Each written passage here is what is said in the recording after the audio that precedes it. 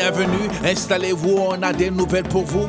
Y'en a qui ne vont pas vous plaire, mais c'est comme ça et puis c'est tout. jege si leen déglu leen am nañ xibaar indi leen dina am yu leen ci naqari waaye léppay jëm ci. Oui, Ousmane au perchoir est le président qu'il pense être. Proposition, projet de loi, commission d'enquête sont à l'ordre du jour de cette session extraordinaire. Nouvel épisode de la cohabitation entre ex-frères. balaa ñoo dugg ci proposition yi député yu dul ñëw fu ñuy nekk jox la salaire auto immunité woote mel ni mosoo ko yëg député yëpp a war a pointé ñu leen di fay par session. D'accord Ada, reviens au sujet, plus de digression.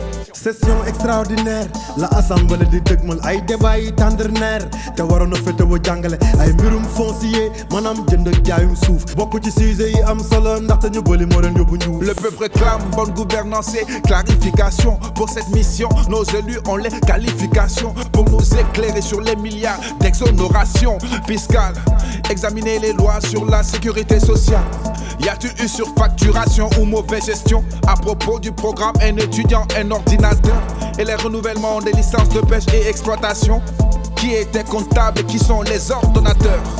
On veut être édifié sur les fonds secrets et déclaration de patrimoine de Moussé Décret. Êtes-vous assujetti ou bien vivez-vous dans le risque? L'OFNAC vient à peine de publier une nouvelle liste. Article 37 bu sunu constitution mooy fonds politique maanaam fonds spéciaux wala tuddee ko caisse noire maanaam lu jëm ci politique ñi ngeen a jàkk di leen xool ba ngeen andee ci polémique. Vous n'y avez jamais pensé, mais Bill Gates l'a réalisé. L'homme le plus riche du monde, avec sa fondation, veut éradiquer la soif dans le monde. De l'eau potable qui sort de vos toilettes. C'est possible. C'est pas du Coca-Cola, c'est du Caca Water. Caca Water. Le caca change avec Bill Gates. Caca Water, bientôt au Sénégal.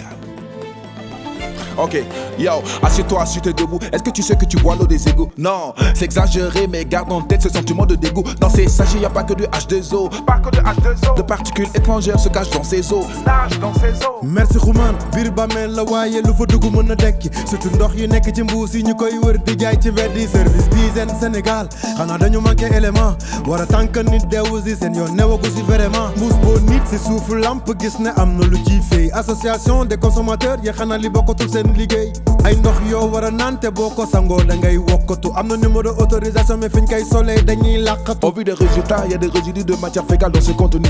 Tellement de marques, tellement de concurrents qu'on ne les compte plus. Parfois clandestine et impure, la production de l'eau continue.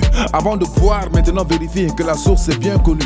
guddi 15 août Sénégal léegi seeni niveau dafa kawe ku ne mi ngi lijjanti fi nga dugg wala fu ñu dugal même bu tawee féppay am féppay am dañoo tàmm fi ci gën a fës depuis Ndar suñu correspondant allo Moses. jërëjëf ñu wàcce xibaar yi ci seen plage yu tey gannaaw màggal ñu waaj gàmmu ji ak événement bi kay comme niñ ko xamee full monde la ak salte bu dul jeex 13 14 15 août bi gayn Saint-Louis dafay neex nooru jazz fii ci hydrobase lépp dafay jax bëri na jazz doom ju la tàggu feneen billaay dalay nax jóge màggal dem 15 août mooy jóge Pastef dem kiiraay ku fa jëm na nga ut kiir laay booleeg suus bi fi lay tase vacances sa béga la woon waaye jakaay bee ko gate kon na ko police pare Moses la woon di leen jox dig daje d'ici peu ak ay xibaar. Merci Moses. Saint-Louis Saint-Louis 15 août, nous le savons, c'est comme Mame Ndiaye et le savon. Les blowmen des régions viennent pour l'ouverture de la saison. Y en a qui sont là pour les vagues, les plages et le beau temps.